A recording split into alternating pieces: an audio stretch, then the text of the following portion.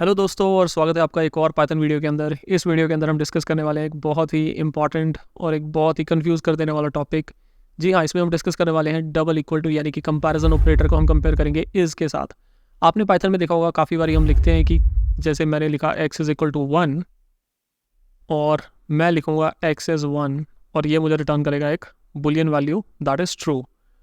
और यहाँ पर इन्होंने वैसे ऑलरेडी एक वार्निंग देना स्टार्ट कर दिया है।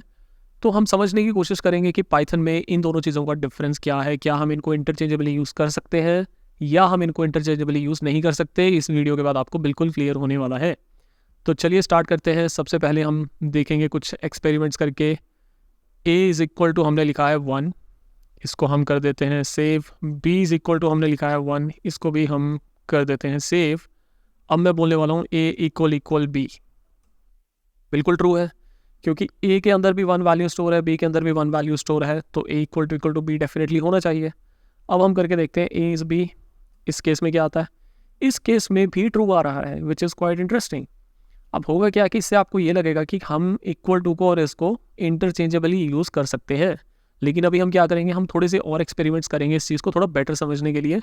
तो अभी मैंने क्या किया, list underscore a is equal to एक नया लिस्ट बनाते हैं 1 2 3 4, इसमें वैल्यू डालते हैं। इसको हम करते हैं स्टोर लिस्ट b करके एक नया लिस्ट बनाते हैं, उसमें भी हम सेम ही वैल्यूज़ डालेंगे 1 2 3 एंड 4।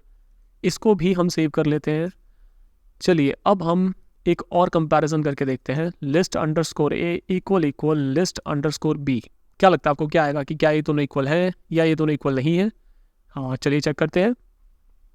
बिल्कुल ट्रू आ रहा है। इसका ट्रू आने का रीज़न क्या हो सकता है कि लिस्ट ए के अंदर जो आपके वैल्यूज़ हैं 1 2 3 4 स्टोर्ड है और लिस्ट बी के अंदर भी आपका 1 2 3 4 स्टोर्ड है, यानी कि लिस्ट के अंदर के सारे जो वैल्यूज़ हैं वो सेम है। तो अगर हम अपने पुराने जम्पशन के साथ चलें, यानी कि मैं इसको अगर इंटरचेंजेबली यूज़ करूँ, तो क्या मैं कह सकता हूँ कि मैं ये लिख सकता हूँ कि list A is list B, list underscore B. तो चलिए इसको भी एग्जीक्यूट करके देखते हैं। ये आ गया है आपका फॉल्स।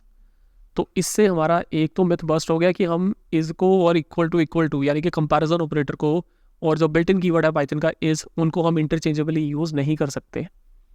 क्या कारण है कि क्यों नहीं कर सकते इंटरचेंजेबली यूज़? इसको समझने के लिए हमें थोड़ा सा पिछले वीडियो पे दोबारा जाना पड़ेगा, जिसमें हमने डिस्कस किया था कि क्या होता है पाइथन में इंटर्निंग का कॉन्सेप्ट, क्या होता है पाइथन में आईडी का कॉन्सेप्ट। आईडी हमें रिटर्न करता है एक यूनिक आईडी हर ऑब्जेक्ट के लिए पाइथन में। तो जो आपका इज़ ऑपरेटर है वो हमेशा कंपेयर करता है कि क्या दोनों ऑब्जेक्ट की आईडीज सेम है यानी कि इक्वल है या नहीं है। जबकि जो आपका इक्वल टू यानी कि कंपैरिजन ऑपरेटर होता है वो क्या कंपेयर करता है, तो वो दोनों ऑब्जेक्ट्स की वैल्यूज़ को कंपेयर करता है। तो दोस्तों याद रखने वाली बात क्या है कि अगर आप ये चेक करना चाहते हैं कि दोनों ऑब्जेक्ट्स की क्या आइडेंटिटी सेम है, यानी कि क्या दोनों ऑब्जेक्ट्स सेम ही है, तब आप क्या यूज़ कर सकते हो, तब आप इज़ ऑपरेटर का या फिर इज़ बिल्ट इन कीवर्ड का यूज़ कर सकते हो। लेकिन अगर आपको चेक करना है कि क्या दोनों ऑब्जेक्ट्स के अंदर जो वैल्यूज़ प्रेजेंट हैं क्या वो वैल्यूज़ इक्वल है दोनों ही ऑब्जेक्ट्स की या नहीं है, उस केस में आपको यूज़ करना पड़ेगा इक्वल टू यानी कि कंपैरिजन ऑपरेटर। चलिए इसका एक और एग्जाम्पल देखते हैं। मैंने बोला कि list underscore B is equal to 1 2 और 3 मैंने यहाँ पर कर दिया है। और अब मैं एक चीज़ और बोल रहा हूँ कि जो लिस्ट मेरा सी है वो है मेरा लिस्ट अंडरस्कोर पी के इक्वल। तो इस केस में जैसे कि आपने देखा या फिर जैसे कि हमने पुराने वीडियो में और प्रीवियस वीडियो में भी देखा था कि जब हम एक लिस्ट को डायरेक्टली असाइन कर रहे हैं एक दूसरे लिस्ट वेरिएबल को, यानी कि लिस्ट सी भी अब यहाँ पर एक लिस्ट ही है जो कि उसी लिस्ट को पॉइंट कर रहा है जिसको कि लिस्ट बी वेरिएबल मेरा पॉइंट कर रहा है। तो इस सिनेरियो में क्या होने वाला है, इस सिनेरियो में इन दोनों का मेमोरी एड्रेस यानी कि इन दोनों का आईडी जो है वो सेम होने वाला है। ये चीज़ मैं आपको दिखाना चाहूँगा। यहाँ पे लिस्ट बी का आईडी है ये, इसको थोड़ा सा जूम कर लेते हैं ताकि आप बेटर देख पाएँ।